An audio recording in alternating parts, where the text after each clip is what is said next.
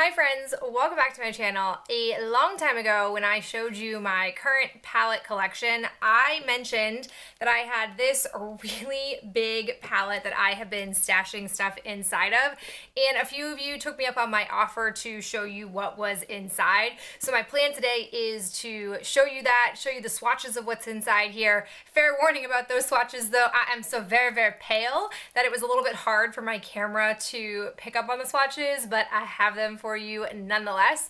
Before I do any of that though, I just want to explain how this palette came to exist and where it came from. So as I was beginning to closely examine my shadows, I was noticing that there was a common trend where I would like maybe 2 or 3 of those particular shadows, and then the rest of them I wouldn't want, but I didn't really have a place to store those shadows. So initially I was just sort of popping them out and like gently putting them into a drawer and just thinking about what I would eventually do, and sort of didn't really have a clear plan or vision. And then I also was finding that I was getting really sick of having a bunch of bulky face palettes. I had a couple of blush palettes, one of which I still have intact, the other one I wanted to dismantle. I had a face palette where I only really liked half of the face products in there. It just wasn't really jiving with me. So then I was like, well, I really want to dismantle these, but again, I don't have a clear place for them. The straw that finally like broke the camel's back and pushed me to do something was when I came to the realization that my Lorac Mega Pro palette wasn't really fitting all of my needs anymore, that I would have to bring in some shadows. So I jumped at the chance to purchase some single shadows from ColourPop. When I initially placed my order, I believe they were doing either like a discount or a freebie. I can't quite remember at this point, but they were doing one of these magnetic palettes. So I thought like, oh yeah, this will definitely be the thing that I will use. So I got it. It turns out it wasn't big enough for all of the shadows that I wanted to house in there. And I know that realistically, this is not a palette I'm going to take out on the regular and pull from. This I'm really using more for storage. But at that point, that's what I wanted. I wanted something more storage based, and this wasn't going to cut it. So then I sort of went trolling around on Amazon and I came across Adept Cosmetics. I don't know a ton about the company, but it seemed like they had a number of magnetic palettes. So I was torn between two. I was torn between this one and the black one that I've shown you guys. This one, what I found most appealing was the fact that it is two-sided. So you have this side here, and then there's a plastic, closure, and then you have the other side. And I love the idea of being able to store a ton of shadows in here and have it be a bit more compact than the black one. So I originally purchased this one, and I was really happy with it. I feel like the acrylic is really durable. I love the, plastic insert inside that makes so that the shadows don't mix with each other. But this palette and I are not actually friends, because I quickly realized that it wasn't going to hold up. I was finding every time I would go to open this up that inevitably some of the shadows that were sitting here would have fallen down here, and I actually did lose a couple of shadows that way. I wasn't able to repress them, so I immediately decided that this was not going to be the one for me.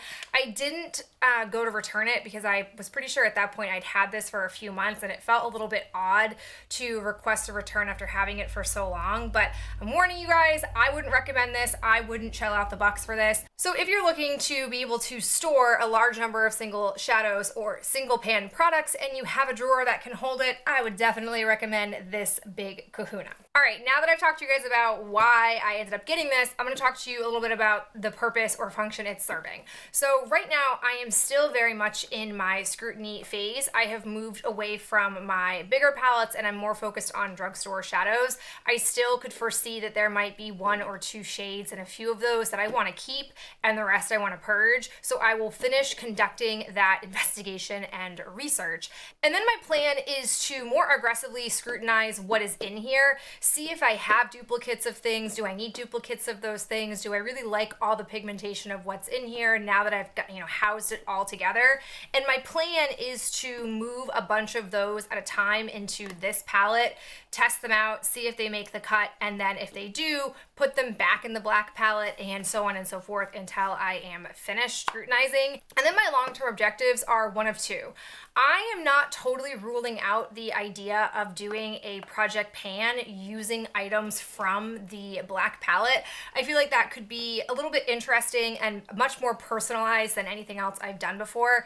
Granted, I know it wouldn't be as inspirational to the community who might want to pull out a palette alongside me and pan it, as I know some of you have done with my past Pan That Palette challenges, but it could still be fun for me, and I think it could also be fun for you guys to maybe be inspired to look more heavily at your individual items versus just looking at holistic palettes. The other purpose that I could use this for is what I've already done. I could easily see myself as I get through lid shades, which tends to be what I go through first in a palette, coming into these singles and using those versus taking out another palette and just wiping out constantly my lid shades. I think that's really realistic, and it's what I've done in the past with my Lorac Mega Pro 1 palette. I was always dipping into my single shades and was really pleased with those and getting use out of them in that capacity. So that is the ultimate vision that I'm using and working with. I'm really happy with the purchase I've made. It definitely wasn't cheap. I will link it down below in the comments if you want to purchase it off of Amazon, if it's still in stock. I don't know offhand. But I am glad that I do have a clear place to store everything now, and that I have a method for being able to keep certain shades that I like in palettes and getting rid of ones that I don't like. Now that you know my thoughts, reasonings, and decision making, it's time for me to show you the contents of this palette. So this is the inside of my Adept palette. I've tried to create some kind of a system, but it's not the prettiest. So I've got over here on the left-hand side sort of my face products, and then most of the real estate in here on this side would be the eyeshadows that I have either depotted or purchased as singles and tossed in here. Now that I've given you the lay of the land, I'm going to go ahead and take you column or cluster by cluster to show you how I have it organized. So up here I have a Tarte blush in Irreplaceable. I have these three products. This is a highlighter, a blush, and a bronzer from a Ulta contour palette that I bought a few years ago, and I really only liked these three shades. And then I have this Physicians Formula blush I purchased when they came out with their like butter box. It had the perfume, it had blushes, bronzer, and a highlighter. I tried to depot that, and the only one that survived was this blush. I don't know the name of it. The second column that I have is, again, a series of Tarte blushes. I've got Bashful, Whimsy, Embraced, Breathless. And then I have these two over here are Lorac blushes. These were in the fall palette that I basically really only liked the face products in, so I kept these two, but I don't know what their individual names are. And then the last one that I have in column 2 is a highlighter. This is from ColourPop. I bought this over the summer. It was for like super cheap, and I thought it could be maybe that like icy white type of highlighter that I'm looking for. This is in the shade Play.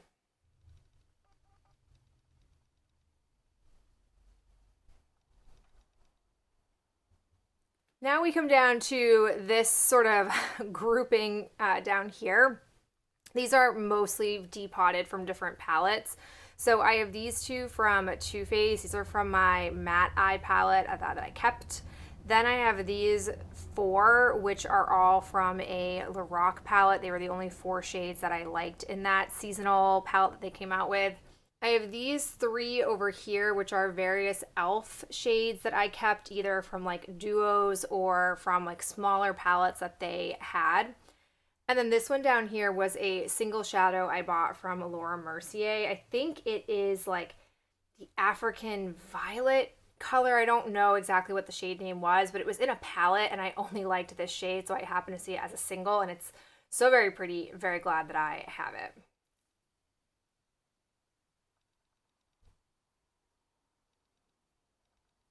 I also have up here another highlighter. This is from the same Lorac palette as these two. It just fit better up here. So again, don't know the name of it, but I really like the color of it. Now we come to this particular cluster. These four up here are all from the stained glass collection from Adept Cosmetics.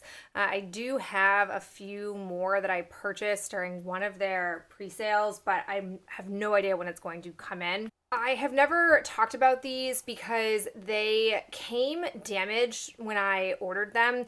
These two right here, I've actually had to repress myself because these two came broken in my first order, and then when I reached out to them, they were so great and gracious. They resent them to me and they came a second time broken.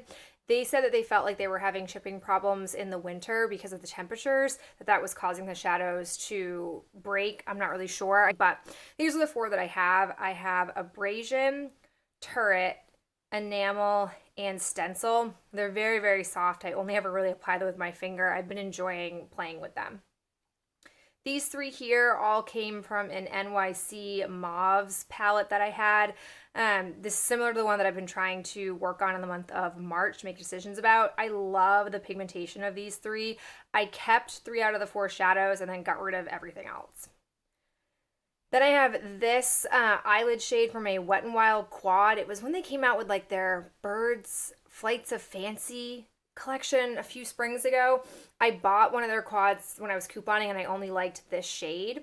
I also have this super old school Almay shade. This is when they used to do like their color trios where they had like the lid and then the crease and then the brow bone like all in a plastic container, and they would tell you like based on your eye color to buy a certain one. This was by far my favorite one from that. They reformulated them and now they're absolute garbage, but the old school ones were fabulous.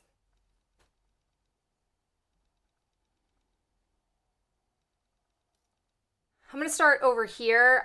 This entire column is all ColourPop shadows, so I will just tell you the names of these.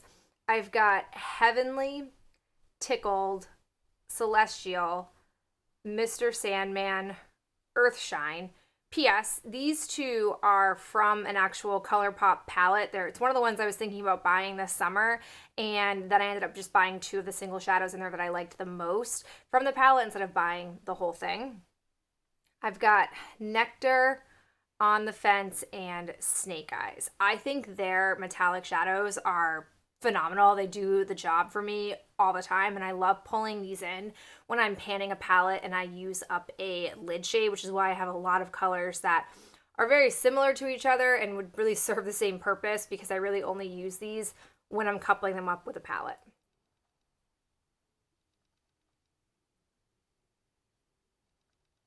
For the next column, it's again mostly ColourPop, but I do have a few other brands mixed in.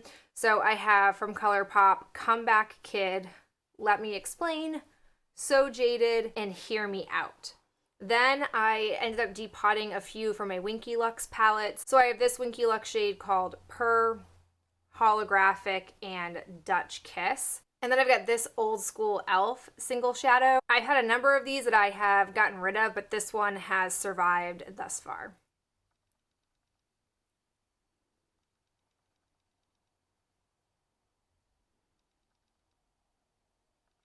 Final column I've got here. I've got a mystery shadow, another mystery one. I don't know where this came from or what it is, but I do have it. These two are from Urban Decay. I don't know the individual names of these. I feel like this one is maybe Midnight Cowboy. Maybe that's not it, but I feel like it is. And then this one is 2 of their like go-to shades that I got for like a freebie that they had, you know, a split pan for. So those are from Urban Decay. Then the remainder of this column is from Sydney Grace. I had like a real quick Sydney Grace infatuation this summer. So I've got Morning Star, Winter Wonder, Pumpkin Spice Latte, Lucky Peach, and Chameleonaire.